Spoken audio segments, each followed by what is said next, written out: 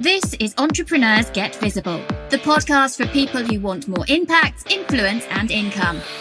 I'm Anna Parker-Naples, and I'll be sharing with you proven methods from leading entrepreneurs that help you get visible as an authority in your field. Because anything's possible when you get visible.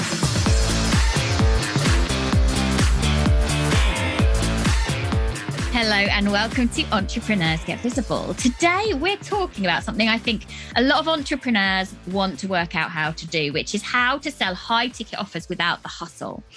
And I'm joined today by a new friend of mine. We're actually in a mastermind together right now. And I love getting to know people that I meet at networking events or masterminds. I love bringing them into my world and learning more about them and sharing their amazing offers and knowledge with you guys as well. So I'd love you today to meet Emma Weatherall. Emma, so great to have you here. I'm excited to be here.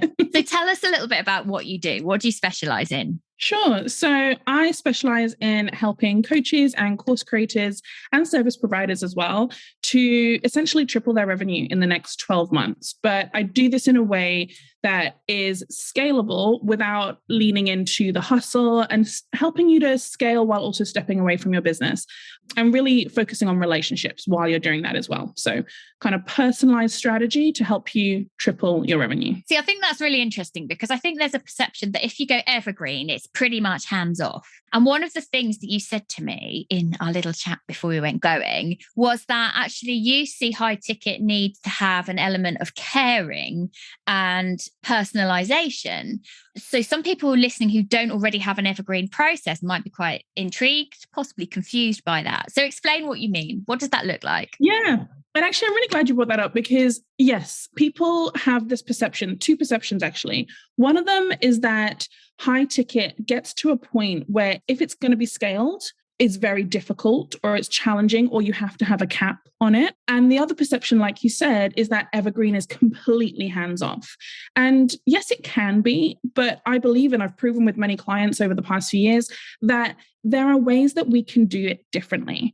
And so if you just take a bit of a creative mind and if you put your own stamp on things, that's what I talk about with my clients is let's focus on creating this evergreen, scalable process so that you can grow your offer being high ticket. But let's put those things in that firstly, connect with your clients. Secondly, create a really amazing experience for them and allow them to get to know you, have that two-way conversation, and also enable you to inject that personalization, that relationship building, and your personality.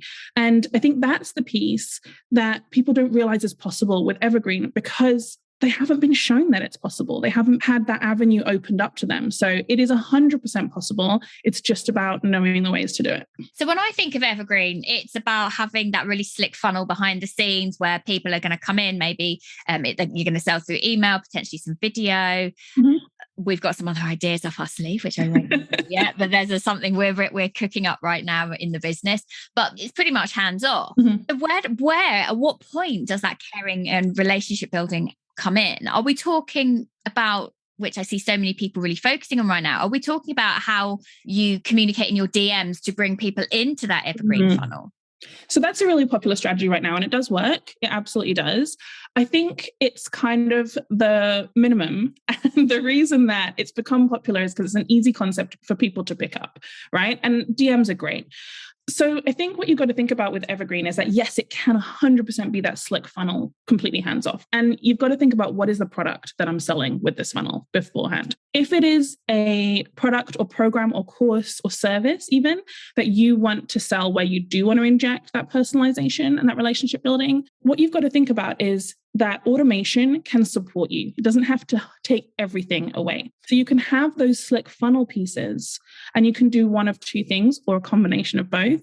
You can either have the slick funnel pieces and then at certain points, you know that you're going to send a personalized email or a personalized video, or you're going to record an audio for that person and send it over. There's lots of different things, but that's some of the kind of easy things and common things that people do. And the other thing that you can do is know that the evergreen funnel is going to take most of the pieces off of your hands, but that you're still going to need to have moments when you do have that personal outreach. And so what we talk about is the funnels or the evergreen pieces, automating to make your life easier so it's scalable, so that your job just becomes showing up and just becomes that relationship building. So that's all you're focused on. I've just remembered as you're talking about that, when I first encountered someone being seriously personal, they, in the middle of what felt like a very standard funnel, they then popped in a video to say, hey, Anna, this is really me talking to you right now. I've just had a look at your website and I've seen you do this, this, and this. I think that this offer would work because of da, da, da, da. And I was like, oh, I've got to buy. Yeah. And that's the experience, in online business. So many of us, we're so used to that automated standard template, this is just scalable, which is great because it serves a purpose and it enables us to grow our businesses. But that reaction that you had, that, oh my God, she's really talking to me. Oh my God, she actually cared enough to go and check my business out. That gives you those warm and tinglies and makes you know that the person that was selling to you genuinely cares about you as a human being and not just as another number, right? And that is the massively important shift that we want to think about. When people are going through your evergreen funnel, it's great to see 150 people went through in a day, or even just 10 people went through in a day. But it's even better if you can go and look at those people and know them as people and get to know them, and then for them to get to know that you care. Because imagine the experience if you care when you're selling to them versus when you're actually working with them. It's just so important. I love that concept for what you can bring to Evergreen. It's so, so powerful. So how did you get into this, Emma? What's your story? How long have you been around? All those things. Yeah. So it's a bit of a funny story. I used to call myself an accidental entrepreneur. So I got into business when I had my son. He was maybe about a year old. I was a single parent from the minute my son was born, and I was previously a concert pianist. Wow. Yeah. So I know you were talking about being an actor. I was previously a musician. When he was born and I found myself by myself, I also moved across the entire country. I knew no one. And I was very much like, oh my God, how am I going to raise this child? I don't think I can continue my career in the way I was doing it anymore. What do I do? And I kind of took my maternity leave. I took about a year, and then I bumbled about a little bit with jobs here and there. And then I actually came across an event for mums. I'm sure you've been to them, and anyone listening, if they've got kids, I'm sure you've seen them. A baby fair, with Pampers and Johnson and Johnson. Yeah. It's like walking into a crowded swimming pool where everybody is shouting, buy my stuff. And I remember going to one of those and I hated it. I absolutely hated it. And also at the time, myself and the friends that I'd made as new mums, we wanted this idea of personalisation and choice runs throughout my business history, but we wanted handmade products. We wanted stuff that was a little bit different. We wanted cute things, and we wanted to support local creators. And we just wanted that bit of alternative kind of care and an element of care and something a bit different put into our lives. And there was no baby fair that did that. So I actually created the first, it was called So Natural Baby, and it was a local event. And in the first event, we got over 3,000 people attending. Amazing. And I did that entirely while I was breastfeeding. Emma, I did so many crazy things when I had a tiny newborn. So my first business, when my very first baby was, I have 3. They're not babies anymore. Yeah. But I decided I was going to teach baby massage from home and run coffee mornings that I hosted in my home every time she napped. So I used to do that 5 days a week. I mean, how? And then I set up a drama school, a theatre school, when I had 2 very small ones. But I think when you've got that entrepreneurial mindset and you've got a drive to make it happen, you actually see there's so much opportunity out there. Absolutely. And people used to say to me, how on earth are you doing this when you've got young kids? And I'm like, how are you not doing something that lights you up? Are you really just going to think about your house being tidy? Oh my God, yes, Anna. I think when your brain works, my brain never shuts off. It doesn't shut off. And whilst I love a relax and I very happily sit on a beach for 3 weeks and do nothing, my brain's constantly working. And so that came about because I was complaining about those baby fairs. And somebody actually said to me, well, and I came up with this idea, and somebody said, well, why don't you do it? And suddenly my brain was like, oh, okay, we're on now. Yeah, I could. Oh my God. And so the important thing about that, of how I got to here, is that I did that. When I say I did it while my son was breastfeeding, I basically did it entirely through free social media. Because if you remember, I was a newly single mom. I was completely broke. I had no money for doing this. So I had to do two things. I had to leverage social media. And at the time, Facebook ads were only a few months old. Nobody was really using Facebook for business that much. And I was on Twitter. So mostly Twitter and Facebook. I remember that I could... Groups were only just starting as well 10, 11 years ago. Groups were just coming out, weren't they? Yeah. Yeah, I'm trying to think. I don't think they existed at first when I started promoting it, because this business went on for a few years and went international. But yeah, definitely. It was Twitter hours, contact, connecting with people on Twitter, and it was a Facebook page and Facebook ads. And so basically I filled this event and I had to get sponsors as well. So I had to reach out to targeted sponsors that I'd identified and have conversations with them. And after that first event, and then the second, and then the third, my sponsors, one of which in particular was a German skincare company, they reached out to me and a lot of my exhibitors as well and said, how are you doing this? How have you made this event so successful across the country? And you literally use social media for it. I did have PR, I did have, newspapers put features on for me, but the majority of it was social media. And so eventually I ended up training some businesses, and that key sponsor, that German skincare company, asked me to consult them on how to do this. And they were already in the UK, but they wanted to expand. And they wanted to go into the USA, which they weren't in already. And so basically I consulted with them and showed them how to do that. I helped them enter the US market and I helped them expand in the UK. And through doing that, I realized how much I love consulting and how much my brain works in a strategic way to help, to work out marketing strategies. And so I basically started doing that about 10 years ago, and that's how it grew. Amazing. I love that. I love how it just evolves and you do one thing and then it takes you in a different direction. And yeah, hats off to you. Oh, thanks.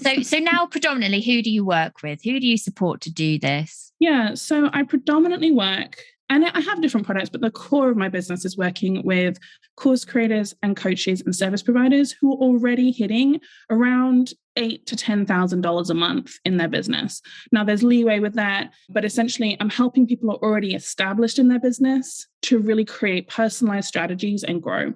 And typically the people who work I have a core offer, which is the Empowered Strategy Collective, which is a 10-month program where we really work on personalized strategy and consulting and coaching to help you to triple your revenue.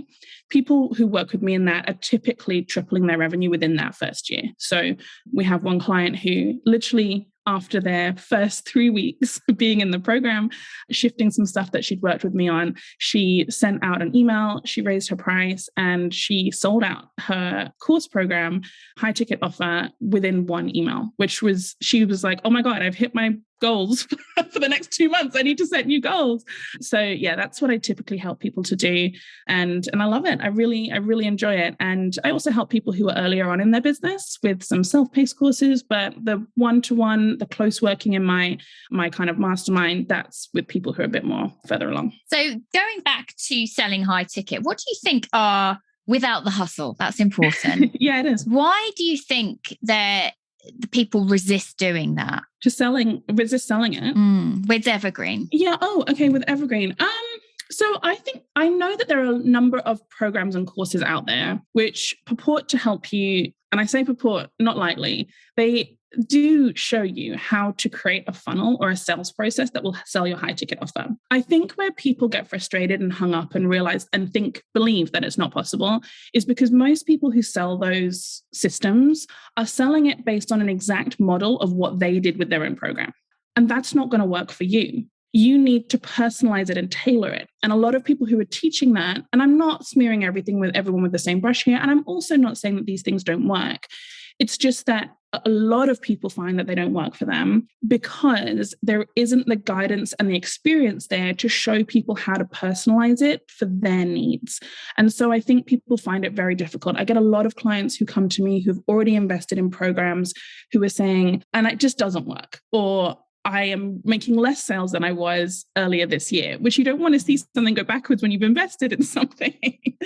So a lot of the time it's about going in and really analyzing. We do a diagnostic, really analyzing what are the pieces that have been overlooked that are going to help you to scale that offer that you didn't realize were holding you back because you didn't know and nobody's ever told you about it before. So I think that's where that belief comes from, because They just aren't that many people out there who are able to say, hey, actually, this is what's going to help you. And then let's custom tailor something for you, not create a system based on my system, but develop what's going to work for you. Yeah, it's not a cookie cutter process. Yeah, not so at someone all. then who's already got a funnel, an evergreen funnel, that maybe isn't getting them the results that they need, what do they need to look at and consider to really get it to fly?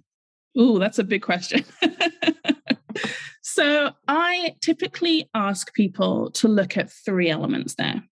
So the first one is to look at your offer. And that seems to be not maybe the right thing to do when your funnel's not working, but you've got to look at your offer and see whether it is truly matching the people who you're inviting to work with you. So that's the first thing, looking at your offer, refining it.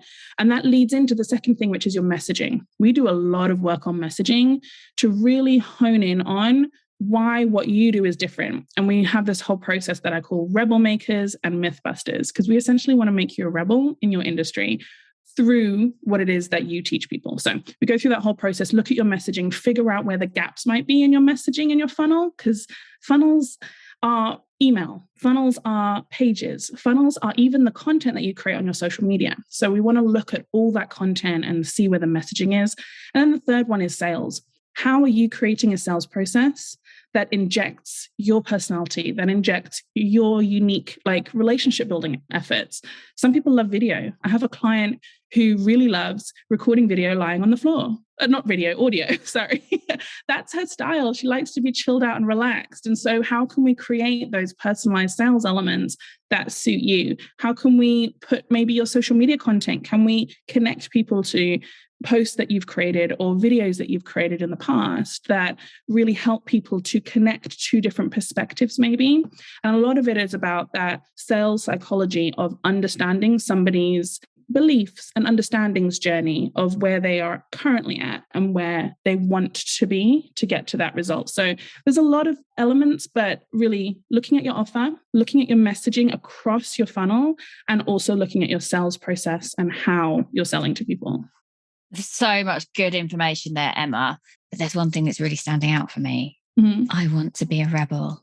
And I'm actually a pretty nice girl. I was never the one who at school was, I was never the really naughty one. Never, but I was also not super good. And that's a really interesting thing, because that is one way to stand out. And I think so many people want to toe the party line, whatever they perceive that to be, and be liked. But actually standing up for things or saying, look, the way I do things is different. I don't agree with, and finding ways to do that is one of the things, I guess the most rebellious thing you might see in me, people, is that I talk about, well, actually, I'm pretty hacked off with a lot of podcast experts because they don't know about audio.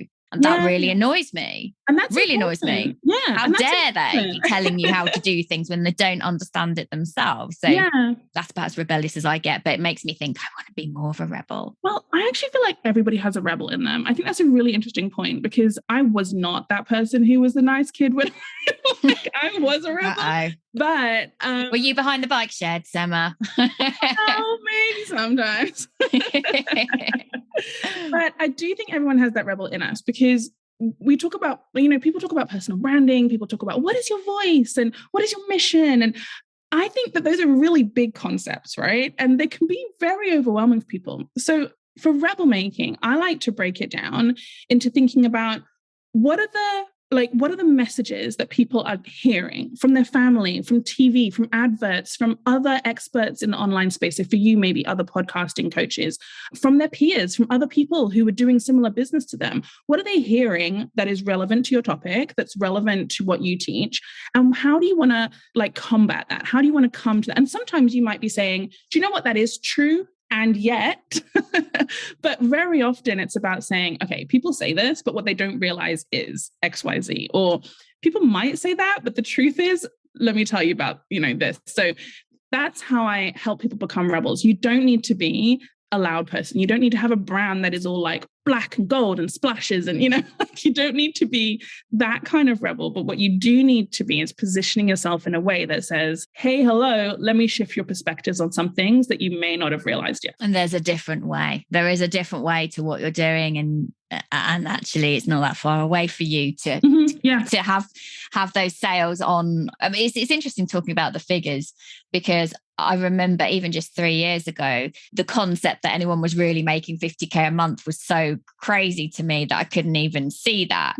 And yet that's more than possible, and much more than that. And I think understanding that's possible is a combination of things, of understanding how this business space works, or any business space really works, understanding that positioning is really important, messaging is really important, and actually who you surround yourself is really important. So I mentioned right at the beginning of this that we're currently in a mastermind together. I'm in several masterminds, and I think I always will be, because it gives me so much depth and connection with people. And that's important. It's important more people know about you. So this has been really fascinating, Emma. And where could people come and find out a bit more about you? Yeah, so you can visit everything that's online that has to do with me is literally under my name, Emma Weatherall.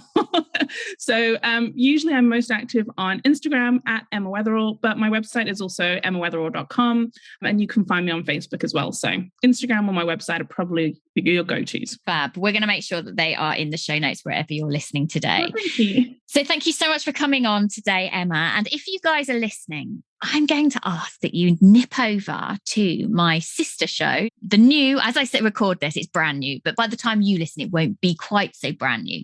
My other podcast, Podcasting for Entrepreneurs, it's still in its infancy, and we would love some support over there. Particularly for you, if you know that podcasting is a really great way for you to personalize things in your business because you want people to really relate to you, then go check that out. Podcasting for Entrepreneurs. That is it for today. Thank you so much for tuning in. And I hope that this has inspired you to create high ticket offers so that you can sell without the hustle. Yay. Thanks, Anna. Thank you for listening to Entrepreneurs Get Visible.